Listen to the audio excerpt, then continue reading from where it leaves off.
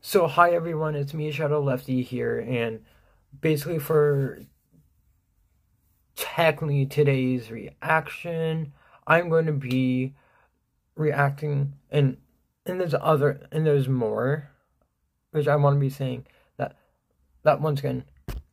So what I'm going to be doing my reaction to, through, as you can see up kind of at the top, the 3 disturbing children's drawings with backstories.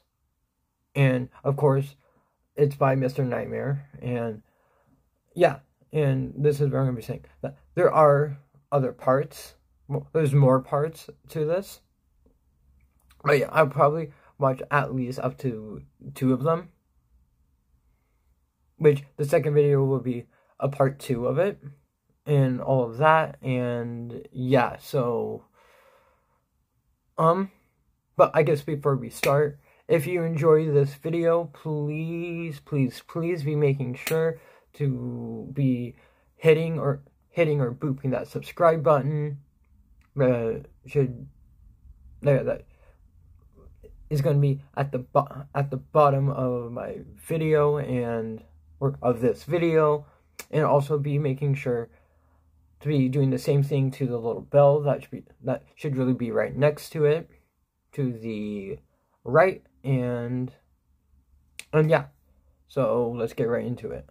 Lighthearted video about the creepiest children's drawings. Okay. I made jokes about a lot of them, but a few on that list did seem like they might have had some sinister backstories.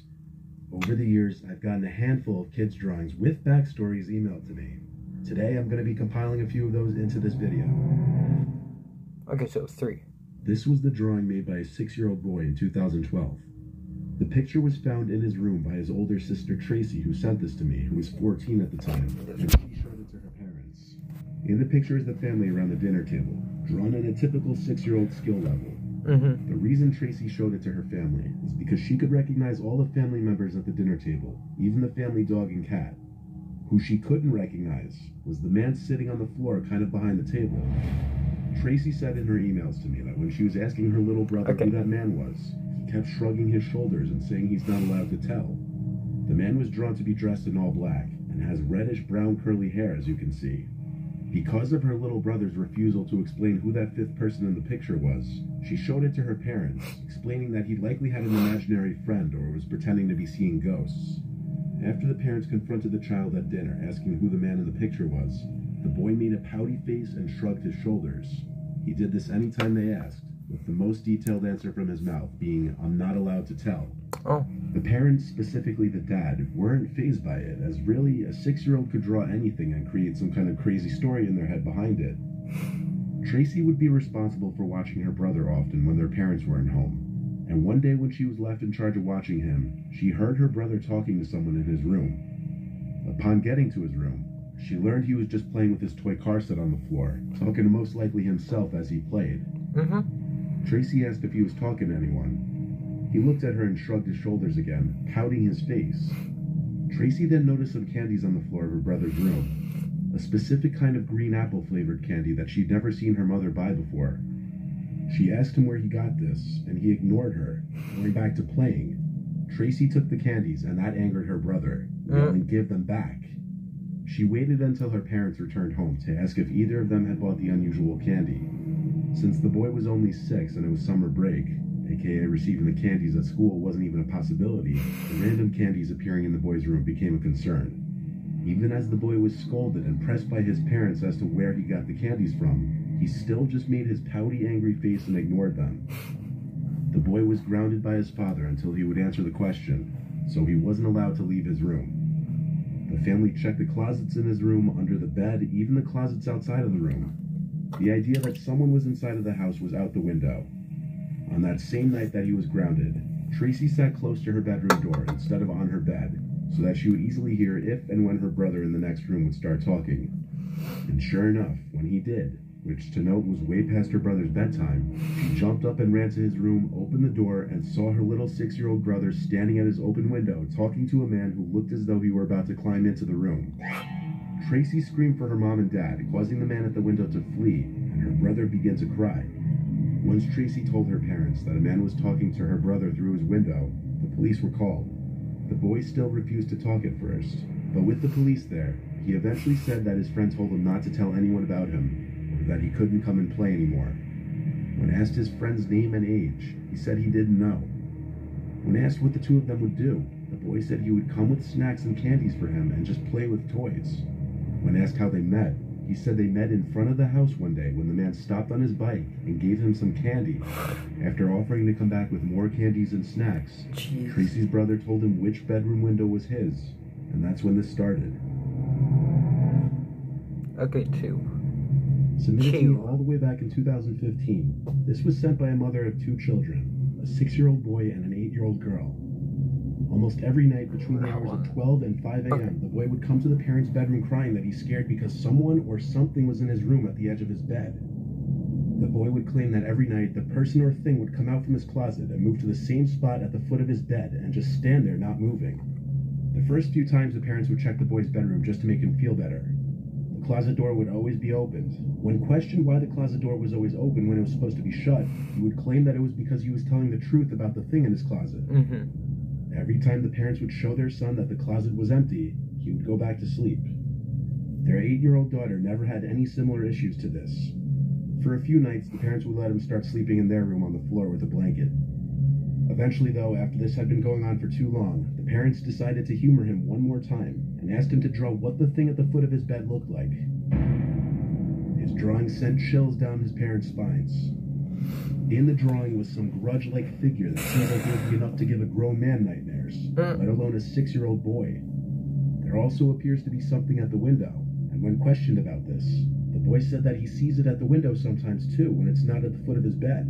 The parents' solution to this was moving their son's bed to the spare bedroom across the hall that didn't have any big closets. The mom who submitted this couldn't help but get a little creeped out herself at the drawing, and every time he would come crying to their room in the middle of the night. I was saying, once you move your son, put a camera and put it in his old room. This was found by the new babysitter of an 11-year-old boy named Rocco in Canada. The babysitter, who I'll refer to as Alyssa, was needed while the parents of Rocco were away for a week. According to Alyssa, Rocco was very quiet and kept to himself most of the time. He would stay in his room for a majority of the day, and would only come out to get food from the fridge or to go downstairs to play video games. Alyssa tried to befriend the child the first day, eventually gave up after realizing Rocco either didn't like her or was just a very unfriendly, creepy kid in general.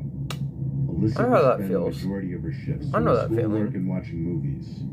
She knew Rocco had an obsession with guns because of the amount of toy guns he had. They would lay across the house in varying rooms, ranging from Nerf guns to airsoft guns to varying types of toy guns. Alyssa had never been in Rocco's room yet, though, but one night when Alyssa was having trouble sleeping, she heard Rocco sneak into her designated bedroom and was just standing by the doorway. She sat up in her bed and asked Rocco if something wrong. Then she just closed the door quickly and she heard him running back to his room. The next day, Alyssa went into Rocco's room for the first time. Rocco wasn't in there and the light was off. This meant he was in the basement playing video games, as those were the only 2 rooms he'd ever be in, according to Alyssa. He didn't even seem to seek hanging out with friends. Sprawled out on Rocco's floor were a bunch of papers. The first piece of paper that caught her attention was this drawing of a handgun. It wasn't anything really alarming. It just further demonstrated his fixation on guns. Alyssa dug through the papers, though, and found 4 pieces of paper stapled together with 3 different staples. They formed what could best be described as a little storybook. The babysitter. This page looked to be the cover page, titled The Babysitter. Immediately, Alyssa assumed this little book was about her. But not wanting to get caught reading it, she took pictures of each page of the little booklet, as well as the picture of the handgun drawing, and left the room to go read it on her phone elsewhere. These were the pictures she had taken. This was the second page. Rocco wrote on it, "It was a regular day in the house, when Mom and Dad brought over the babysitter for the first time. There's something about her that I hate. I think it's how ugly she is. Oh, that's rude. She's a huge nerd. I don't want her in the house. Not sure why my mom and dad hired her. I think I'm gonna have to kill her." The drawing on the page was supposed to be Alyssa sitting on the couch on her phone, and Rocco spying on her through the doorway. This was the next page. It's day 3 and she's still here. Parents think I'm a baby or something that needs an annoying, ugly babysitter that eats all our food and drinks. In this drawing, Rocco appears to be grabbing a kitchen knife while Alyssa's in the fridge. The child's disdain for his babysitter becomes increasingly apparent in a disturbing manner. But the next and last page is by far the worst. It says, "She caught me sneaking into her room. I have to be quieter next time." The picture is quite obviously Rocco holding a knife behind his back while Alyssa lay asleep in her bed. The implications of this picture are beyond transparent. Alyssa returned to Rocco's room while he was still in the basement, and lo and behold found a small kitchen knife on his bedside nightstand. Alyssa sent the pictures of the I can't drawings need and therapy. to Rocco's parents and then called them. At first, the parents tried to convince her he must be joking around. They were apparently easily convinced that Rocco could have monstrous intentions. They had Rocco's grandmother take over that same day. Psychopath. Alyssa left the house never informing the police or any other authorities. She accepted her payment for the 2 weeks that night, and she accepted the parents' apologies, but not without recommending that they take their son to get some serious help. Yeah. But also, you wanna what? Rocco, your drawing skills.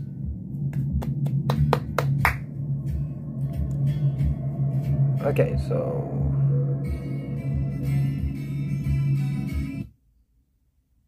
Okay, so no... There. This is a Yeah, part 2 so this will community be... of children's drawing I'm going to be trying to make disturbing this the last backstories. part. If you Part haven't 2. seen the first one, the link is in the description. The drawings you're about to see were all done by Oh, kids. and then I guess... Whether By they appear innocent or Mr. not on Never the seen that. surface, the I'm story pretty sure I behind them probably will said it at really the make them beginning, unsettling. and I'm very sorry I'm talking over.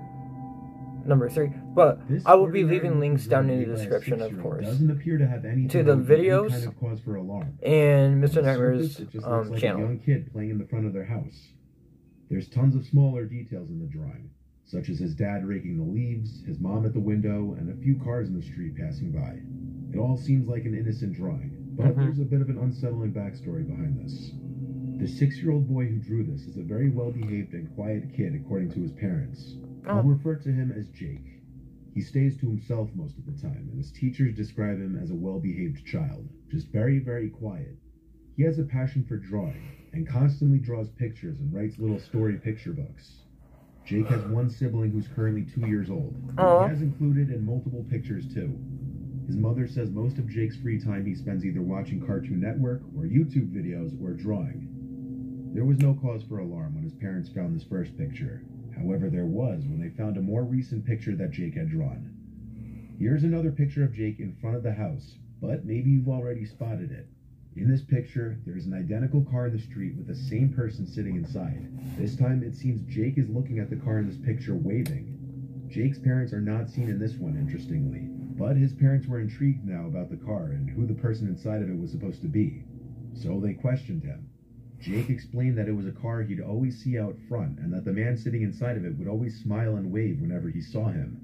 So the next day, Jake's parents took him outside to point out the car, but he said the car wasn't there. In fact, it wasn't for the next few days, until finally, one day while Jake was playing outside, he came running inside to his parents to say he saw the car again and the man was inside again. Jake's parents rushed outside to the front to look and saw the car speeding away past the house down the block.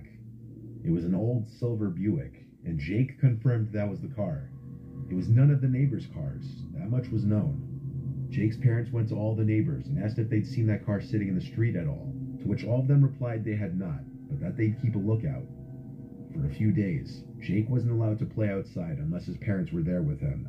But after the car didn't seem to return, Jake was once again allowed to play freely out front. But one day, he came inside and said that the man in the car was back and was trying to get him into his car. Of course, Jake's father ran outside as fast as he could, hoping to get to the car in time, but he saw it already down the block by the time he was outside. He tried chasing the car down in his car, but by the time he See, once again, how I said it before.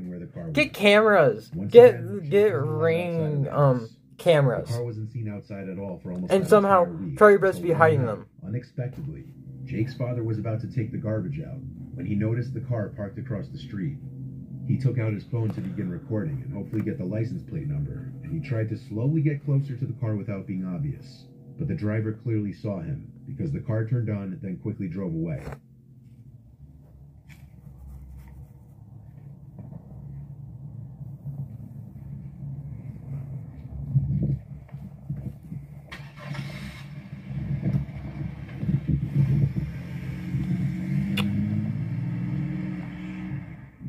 Jake's father tried to follow the car and get the plate number, but he couldn't. This was the last time the car was ever seen.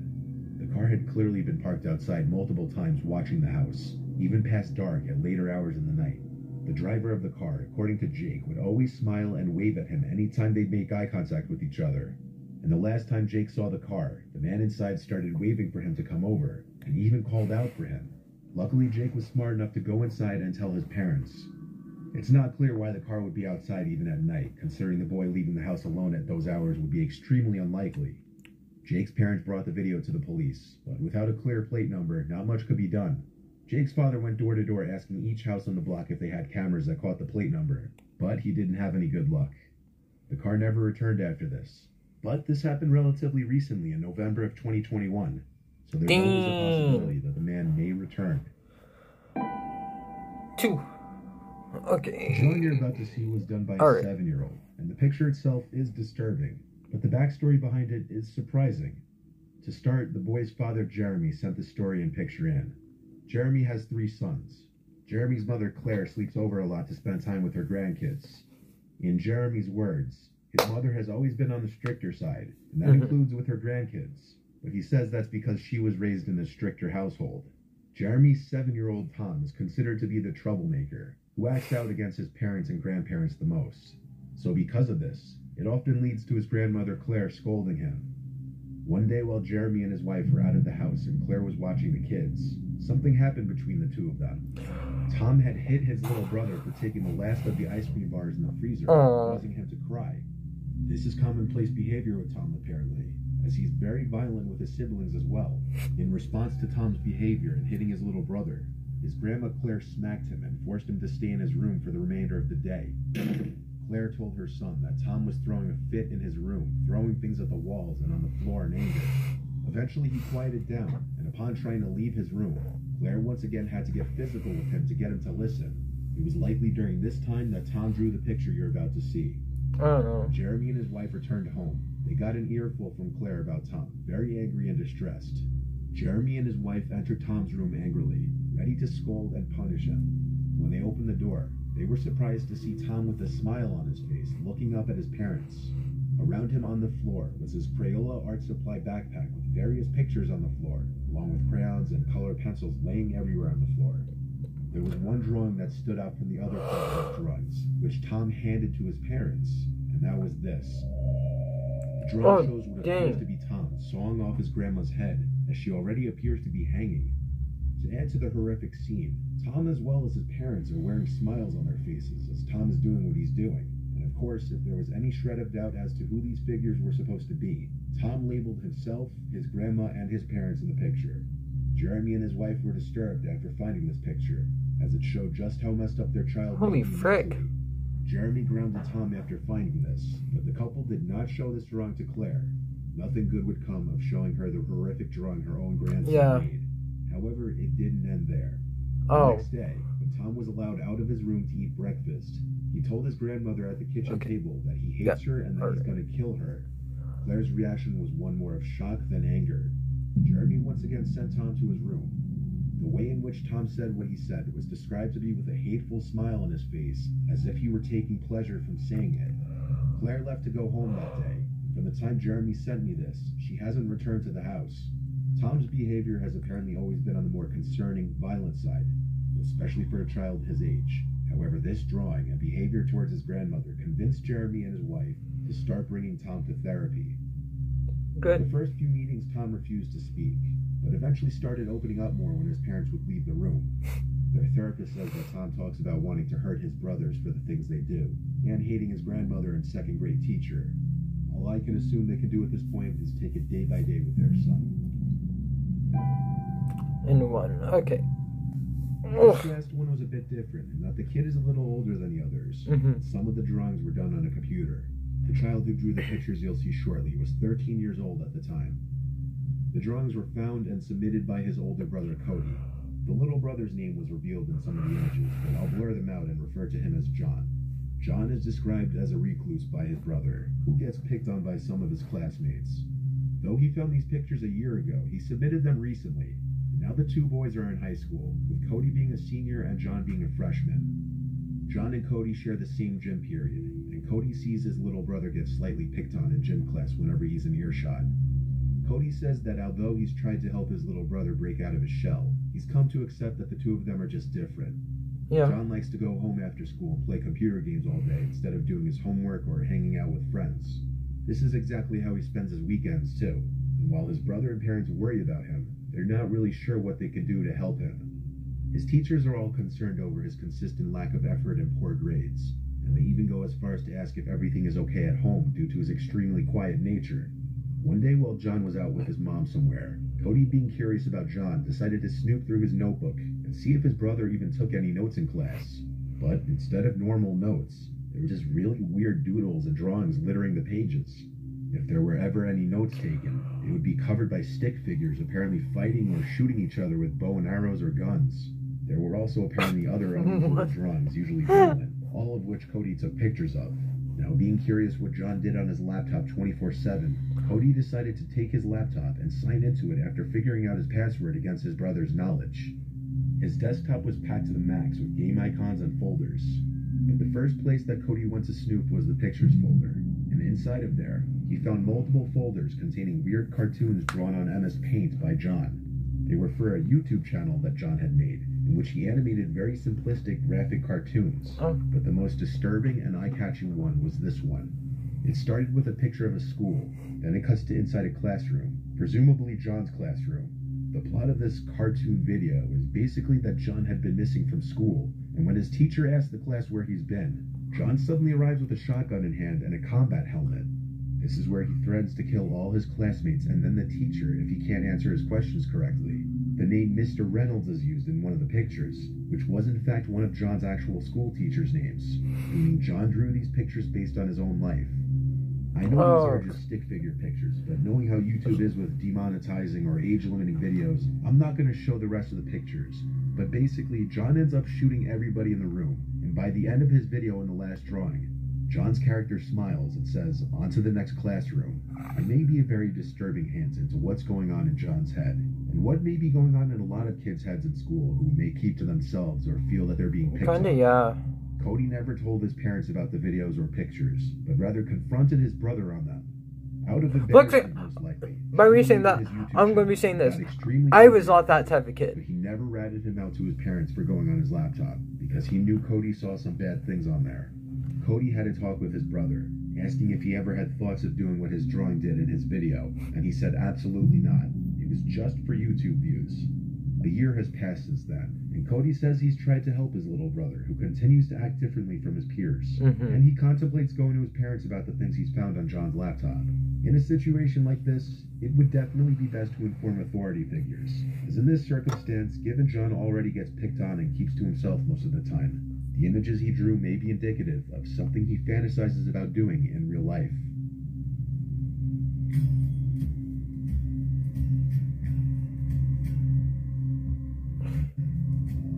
But yeah, so I'm going to be stopping it there because I don't want this video to be any longer than it already is. And yeah, so if you all enjoyed this video, reaction, please be making sure to be leaving thumbs up, just especially so I can be knowing and seeing that you all liked it, and that you want to be seeing more reactions from me to Mr. Nightmare, and kind of how I said, kind of in the middle of it. Of course, it being that, yeah, so, I already kind of forgot what I was going to be saying, but yeah, so